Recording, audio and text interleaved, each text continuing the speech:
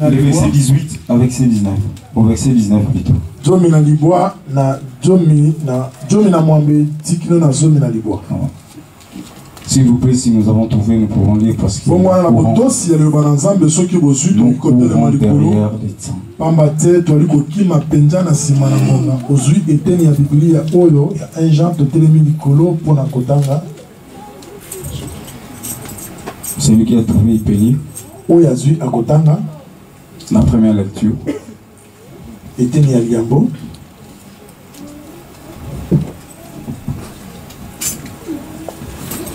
Je lis au nom de notre Seigneur Jésus. Amen. Celui qui pratique la justice est juste, comme lui-même est juste.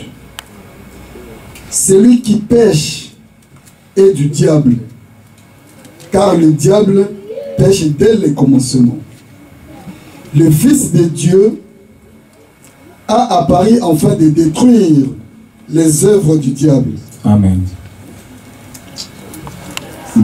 La deuxième lecture, nous allons lire dans le livre de Luc, chapitre 4, verset 18 au verset 19. Mokanda la Luka ete nango ya mwambe tukiti na zomi na libo mwambe kilo na zomi na liboa.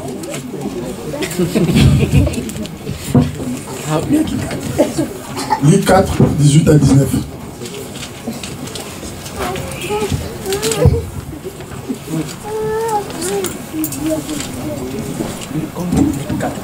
Je lis au nom du Seigneur.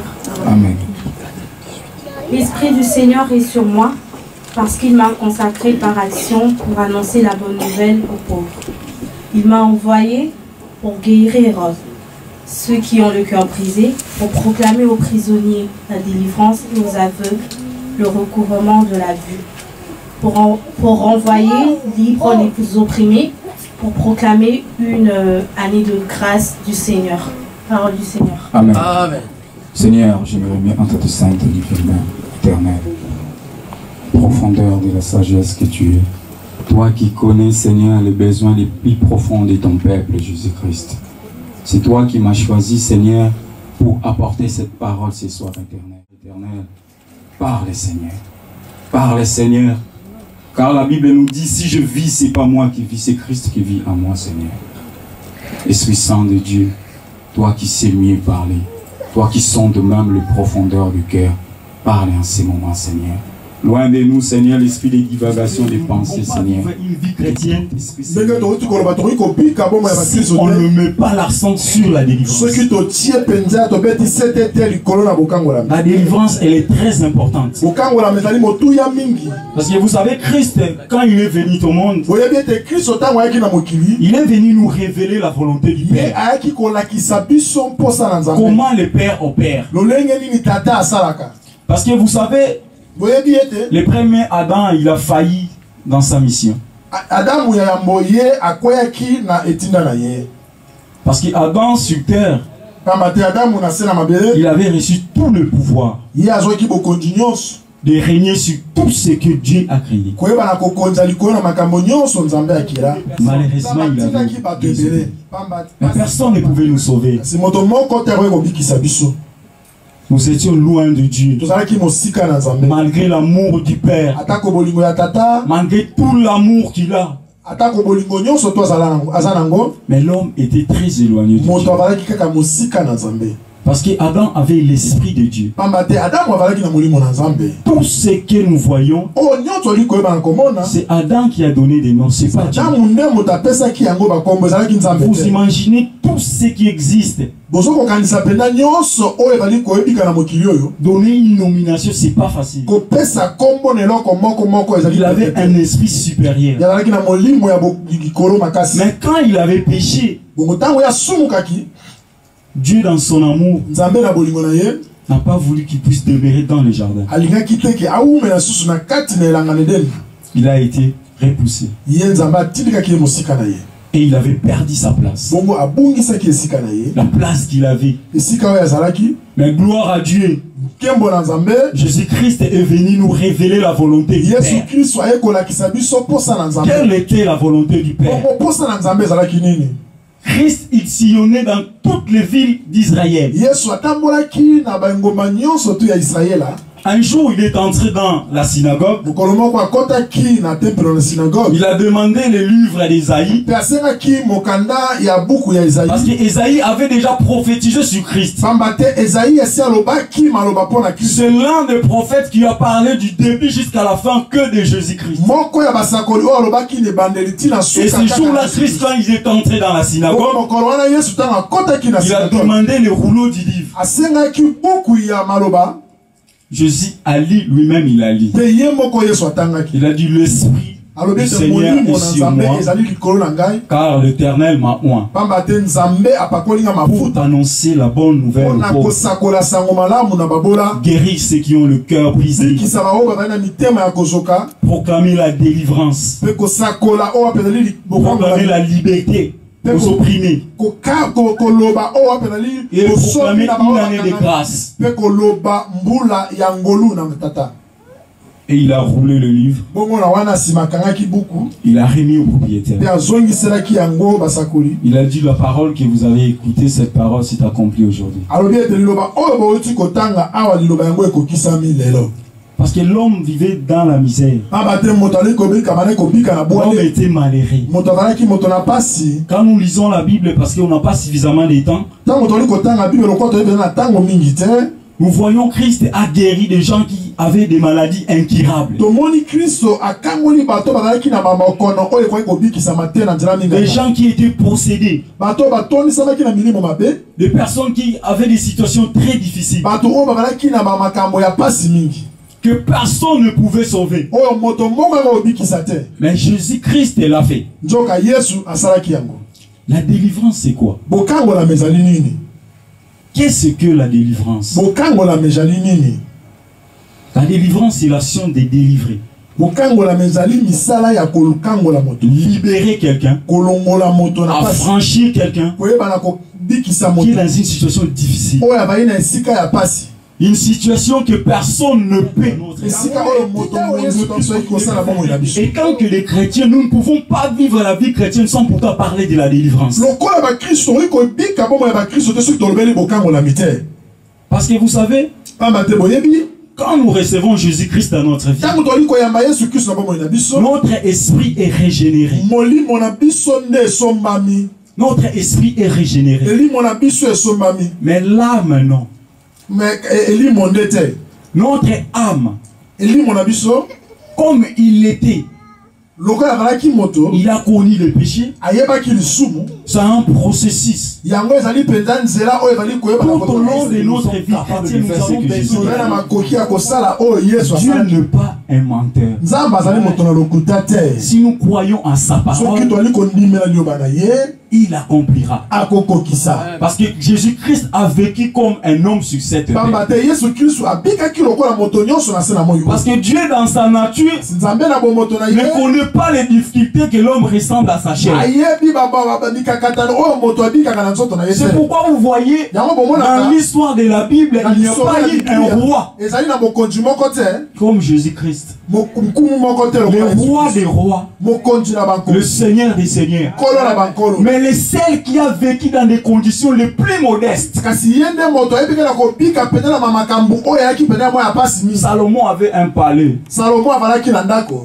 Roi David avait une cité. Jésus était sans domicile fixe. Quand il faisait sa mission, il donnait des recommandations. Allez chez tel monsieur. Si vous ouvrez des portes, vous lui faites la demande et nous allons demeurer chez lui. C'est pour connaître nos souffrances. Il a vécu dans des conditions les plus difficiles, les plus modestes. Un jour, il a passé même nuit à la belle étoile. Parce que là où il a demandé, le monsieur n'a pas voulu ouvrir la porte. Et vous savez, c'est froid, il connaît le froid. Il connaît le froid. Il est venu dans nos vies pour nous délivrer. La vie chrétienne sans la délivrance, on ne peut pas vivre une vie épanouie. On ne peut pas vivre une vie chrétienne épanouie. On ne peut pas plaire à Dieu. Parce que la délivrance doit être au centre de notre vie. Un enfant de Dieu doit être conscient. À chaque fois nous nous approchons du Seigneur, nous devons demander la délivrance. Cela ne veut pas dire que nous sommes possédés. Un chrétien ne peut pas être possédé. Parce que là où habite l'esprit, Dieu habite dans notre esprit. Mais c'est notre âme qui doit être transformé. Qui doit être transformé. Parce que l'esprit de Dieu est plus fort que l'âme. Mais étant qu'un nouveau-né, quand tu n'as pas une vie de prière, le feu ne brille pas plus haut. C'est pourquoi notre âme influence le corps. Il influence le corps pour obéir à ce qu'il fait. Or, la volonté de Dieu est que nous puissions vivre conforme à ce qu'il fait. C'est très important de parler de la délivrance. Sans la délivrance, on ne peut pas vivre une vie paisible. Sans la délivrance, on ne sera pas épanoui. Parce que Dieu a dit, j'ai formé un projet de paix pour vous. Et non de malheur. Enfin que vous ayez l'avenir et de l'espérance. Mais il y a des fois on se pose des questions. Pourquoi cette situation d'avant? Pourquoi ceci m'arrive? La réponse est simple. Il faut chercher la délivrance. Il faut chercher la délivrance. Quand on invoque le nom de Jésus-Christ, c'est ce nom qui nous délivre. Peu importe la situation. David était un roi. Mais à chaque fois quand vous lisez les psaumes, David ne cessait de pleurer devant le Seigneur. Seigneur, délivre-moi de mes persécuteurs. Seigneur, délivre-moi de mes ennemis. Parce que vous savez, le monde est gouverné par la puissance du malin. Christ lui-même, il a dit malheur à la terre. Car le diable règne sur cette terre. Mais nous, étant que les enfants de Dieu, étant que l'Église, Jésus-Christ a déjà dépouillé les autorités, les dominations à la croix. Il a mis toute cette puissance sous notre pied. Mais en une seule condition, qu'un chrétien est dans l'ignorance, on est lié. Quand on est dans l'ignorance, on n'est pas délivré. L'ignorance,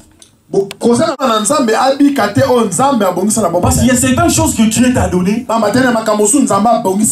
Tu ne peux pas être en possession si tu ne connais pas que cela est déjà à ta disposition. Tout ce qu'il dit est vrai. C'est pourquoi vous voyez, il était tellement étonné quand les gens contestaient ce qu'il faisait. Il disait, si vous ne me croyez pas, croyez au moins à mes œuvres. Croyez au moins à mes œuvres. Parce que ce qu'il faisait, personne ne pouvait le faire. Personne ne pouvait le faire. L'homme était malheureux. Mais Jésus est venu nous révéler la volonté.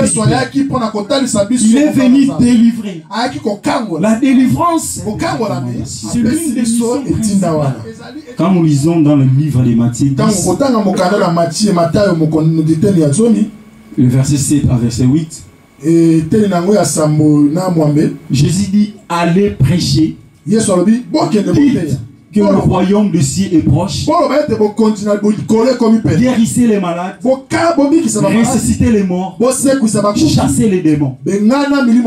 Vous avez reçu gratuitement, donné gratuitement. C'est l'ordre que Jésus-Christ lui-même il a donné à tout chrétien. C'est pourquoi face aux maladies, face aux difficultés, nous ne devons pas avoir peur. Vous savez, aujourd'hui nous avons un sérieux problème. Les hommes ont plus confiance aux médecins qu'à Dieu. Quand une personne est malade, il se précipite d'aller au médecin au lieu d'abord de prier. Parce que Dieu c'est le médecin par excellence. Il voit le mal partout.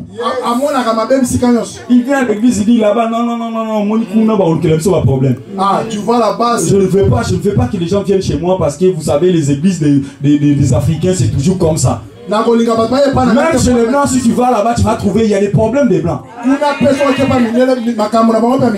où les hommes se réunissent, les problèmes ne manquent jamais. Parce que les problèmes ont été créés pour donner la solution. Ces gens-là, ils sont tellement méfiants, ils n'aiment pas côtoyer des gens. C'est la preuve qu'ils n'ont pas été délivrés. Parce qu'un chrétien qui est délivré, il fait confiance en Dieu. Mais est-ce que vous lisez la Bible? Il y a quelqu'un qui est malade en Afrique, on dit mais non, on a dit qu'il est sorcier, on ne doit pas l'aider. Mais non, ça c'est pas une attitude d'un enfant de Dieu. Parce que la Bible nous dit quand vous faites du bien à vos ennemis, vous êtes en train de mettre le charbon sur sa tête. Non, le bien ne peut jamais être transformé en mal. Un chrétien jamais repère sa moutoumbo. Ça ne peut jamais se faire. Tu donnes quelqu'un de l'argent, tu lui fais du bien et puis il te bloque. Tu as des problèmes. C'est-à-dire que tu as ouvert certaines portes dans ta vie. Parce que si toutes les portes sont fermées, ça ne va rien faire. Et maintenant, nous allons rentrer maintenant dans le vif de notre sujet. L'importance de la délivrance. Quand un homme, quand un chrétien, quand une personne est délivrée, il a une conversion réelle. Vous allez faire la différence, vous allez voir entre sa vie passée et son présent. Il y a la différence. On n'est pas parfait. Tous nous branchons tantôt d'une manière, tantôt d'une autre. Mais dis-moi, vous allez constater qu'il y a un changement dans sa vie. Quand on tombe, il y a une repentance sincère.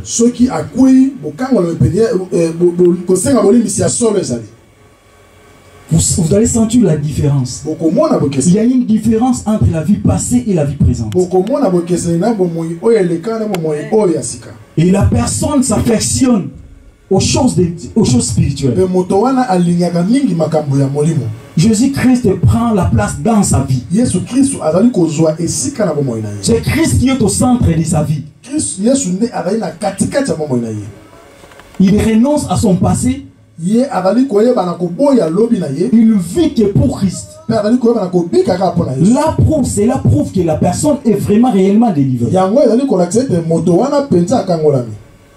Et il y a la sanctification dans la vie, la fidélité et la crainte de Dieu.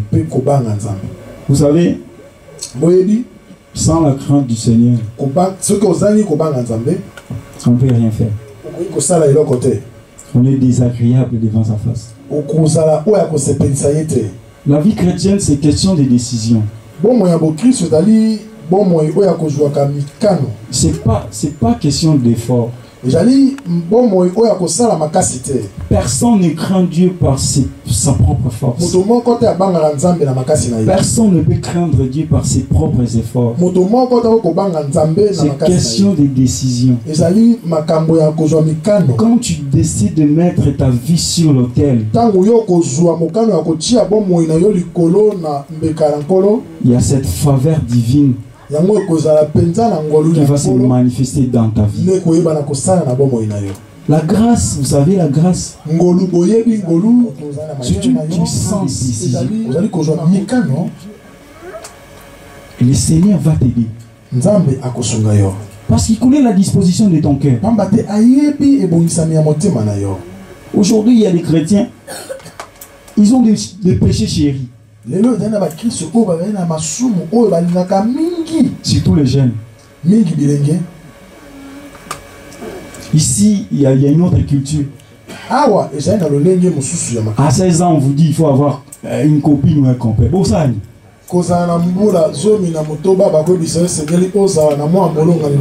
déjà, ils ont changé des trucs. À 4 ans, ils vont déjà enseigner la sexualité aux enfants. Est-ce qu'on a le droit d'enseigner la sexualité à un enfant de 4 ans?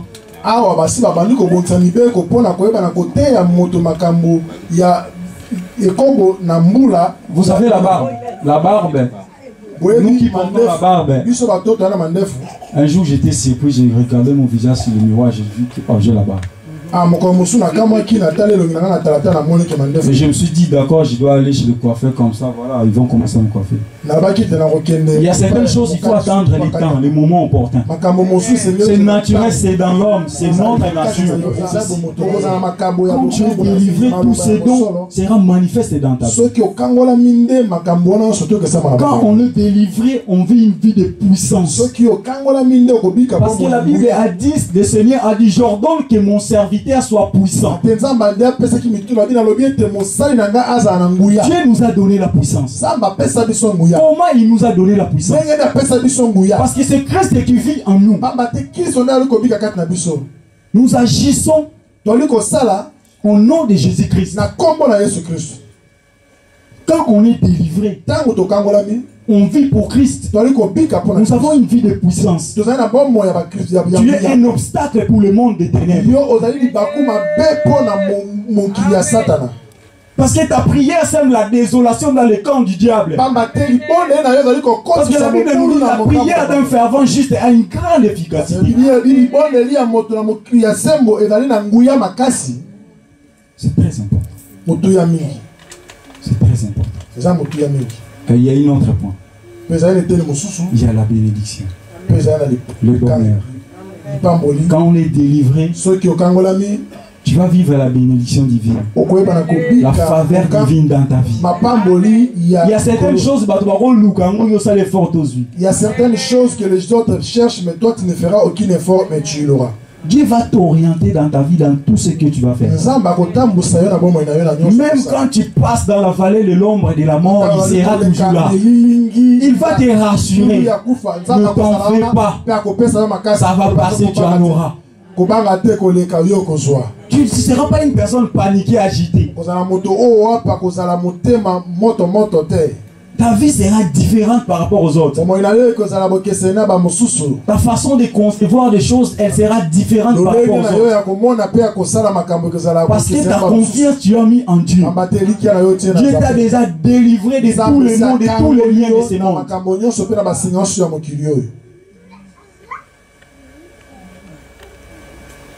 Et aussi, quand on est délivré, on parle de la consécration. On est consacré au service de Dieu. Les choses de Dieu, on les fait avec le cœur, avec amour. Tu vas donner tout, toute la dévotion. Parce que c'est Dieu qui est en train de contrôler ta vie. C'est Dieu qui est en train de contrôler ta vie. Tu ne verras que Dieu dans ta vie dans toutes les circonstances.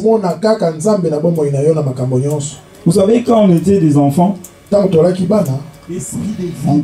qui donnes vie, Seigneur, à nos âmes, Seigneur. Toi qui donnes vie à nos corps mortels, Seigneur. À nos membres mortels, Seigneur. Esprit de vie, Seigneur, dans nos vies. Touche nos vies, Seigneur. Toi qui nous connais, Seigneur. Toi qui connais nos vies, Seigneur. Toi qui connais nos vies, Seigneur. touche ton peuple, Seigneur. Touche ton peuple, Seigneur. Tu connais le cœur, Seigneur. Là où le cœur est blessé, Seigneur. Tu es venu pour guérir, Seigneur, le blessure, Seigneur, que les cardiologues, Seigneur, ne peuvent guérir, Seigneur. Tu es venu donner la guérison, Seigneur, à ceux qui souffrent, Seigneur. Le médecin a prononcé un verdict, Seigneur. Mais toi, c'est toi le médecin par excellence, Seigneur, Dieu Tout-Puissant. Tu es venu, Seigneur, donner la solution, Seigneur, où les hommes ont dit, Seigneur, c'est impossible, Seigneur. Dieu, je sais que toi, tu es le Dieu, Seigneur, de toute possibilité éternelle, car tu n'as jamais prononcé ces vocabulaires, Jésus-Christ. Oui, éternel, au Père, Seigneur.